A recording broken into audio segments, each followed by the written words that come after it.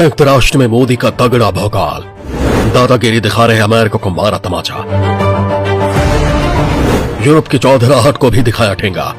Ukraine पर भारत ने कर डाला सबसे बड़ा ऐलान। देखता रह गया अमेरिका और रूस पर हो गया गेम। दोस्तों, मोदी की फॉरेन पॉलिसी ने एक बार फिर अमेरिका को आईना दिखा दिया है। एक बार फिर यूरोप की दादागिरी हवा हो गई है, क्योंकि यूक्रेन में युद्ध का उन्माद फैलाने में लगे अमेरिका और यूरोपीय देशों को मोदी ने सबके सामने तमाचा जड़ दिया है। क्योंकि ये मुल्क भारत को घेरने में लगे थे कि भारत इनके झांसे में आकर रूस का साथ तोड़ दे, लेकिन मोदी ने आखिरी मौके पर कुछ ऐसा किया है कि पुतिन भी हम मोदी मोदी कहने लग गए हैं। क्योंकि दोस्तों, सरेआम भारत ने रूस के सपोर्ट में खुला ऐलान कर दिया है। पूरी बात मैं आपको बताता हूँ। दरअसल रूस और यूक्रेन के बीच महासंग्राम जैसे हालात बने हैं और इसी बीच संयुक्त राष्ट्र सुरक्षा परिषद UNSC में इस तनाव के मुद्दे पर की जानी थी, जिसको लेकर पहले वोटिंग होनी थी। अमेरिका समेत सभी यूरोपीय देश भारत से इसमें शामिल होने के लिए दबाव बना रहे थे, लेकिन भारत ने चर्चा की मांग वाली वोटिंग में हिस्सा लेने से साफ इनकार कर दिया।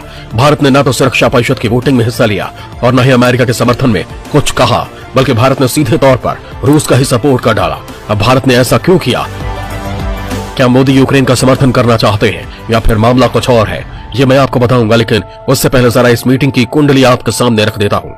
दोस्तों, संयुक्त राष्ट्र सुरक्षा परिषद में रूस यूक्रेन विवाद पर चर्चा के लिए प्रक्रियात्मक मतदान का आह्वान किया गया था। अमेरिका के कहने पर हुई इस बैठक को आगे बढ़ाने के लिए परिषद को 9 मतों की जरूरत थी, जिसमें रूस और चीन ने बैठक के खिलाफ मतदान किया। तो वहीं भारत, गैबोन और केन्या ने हिस्सा ही नहीं लिया। लेकिन फ्रांस और अमेरिका और ब्रिटेन सहित परिषद के दूसरे सदस्यों के 10 वोट बैठक के पक्ष में गए, यानी अब यह बैठक आगे बढ़ जाएगी। हालांकि रूस इसको लेकर काफी गुस्से में है। तो वहीं अमेरिकी राजदूत लिंडा थॉमस ग्रीनफील्ड ने रूसी राजदूत वसीली निम्बेजिया के इस आरोप को खारिज कर दिया कि वॉशिंगटन संकट पर सुरक्षा परिषद की बैठक बुलाकर कूटनीति का उपयोग करने की कोशिश कर रहा है।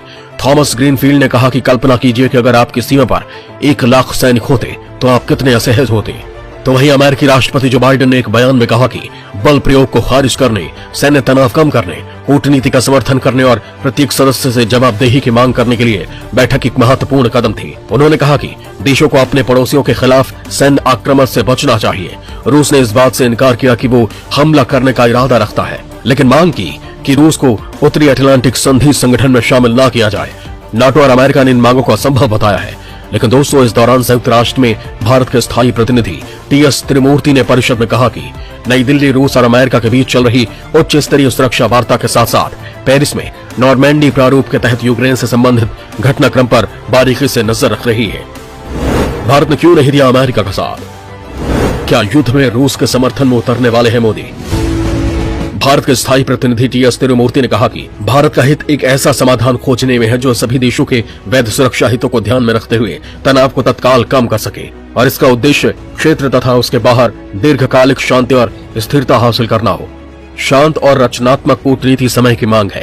अंतर्राष्ट्रीय शांति और सुरक्षा हासिल करने के लिए व्यापक हित में सभी पक्षों द्वारा तनाव बढ़ाने वाले किसी भी कदम से बचा जाना चाहिए।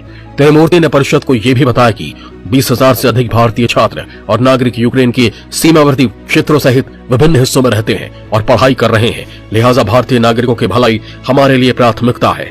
भारत ने कहा कि वो सभी संबंधित पक्षों के संपर्क में भी हैं और ये विचार है कि इस मुद्दे को केवल राजनयिक बातचीत के माध्यम से हल किया जा सकता है। इन संदर्भ में भारत मिन्स्क समझौते और नॉर्मैंडी प्रारूप समेत सभी प्रयासों का स्वागत करता है। लेकिन यहाँ सबके दिमाग में सवाल उठ रहा है कि भारत ने ऐसा क्यों किया? भारत ने वोट क्यों नहीं डाला? तो वैश्विक राजनीति के एक्सपर्ट मानते हैं कि कूटनीतिक स्तर पर ऐसा जरूरी भी था। अगर भारत रूस के पक्ष में वोट देता तो अमेरिका समेत कई अन्य पश्चिमी देश नाराज हो सकते थे। दूसरी तरफ अगर भारत यूक्रेन का समर्थन करता तो इससे रूस के साथ रिश्तों पर गंभीर असर पड़ सकता था। ऐसे में भारत ने बीच का रास्ता चुनते हुए मतदान से दूरी बनाए रखी। वैसे भी दोस्तों, इससे पहले जब रूस ने क्रीमिया को अपने में मिलाया था तब भी भारत ने दूरी बनाए रखी थी, मतलब सीधे तौर पर रूस का ही समर्थन कर रहा था। और फिलहाल यूक्रेन और रूस के बीच युद्ध जैसे हालात हैं। रूस ने अपनी सीमा पर 1 लाख सैनिकों को भारी हथियार के साथ तैनात किया है। वहीं यूक्रेन भी अमेरिका और बाकी नाटो देशों के हथियारों को रूसी सीमा पर भेज रहा है। खबर आई थी कि रूस जल्द ही यूक्रेन पर हमला कर सकता है। हालांकि रूस ने इस बात से इनकार किया है। तो वहीं यूक्रेन के राष्ट्रपति ने भी कहा कि यूरोपीय देश और अमेरिका युद्ध चला रहे हैं, जबकि हालात ऐसे है नहीं।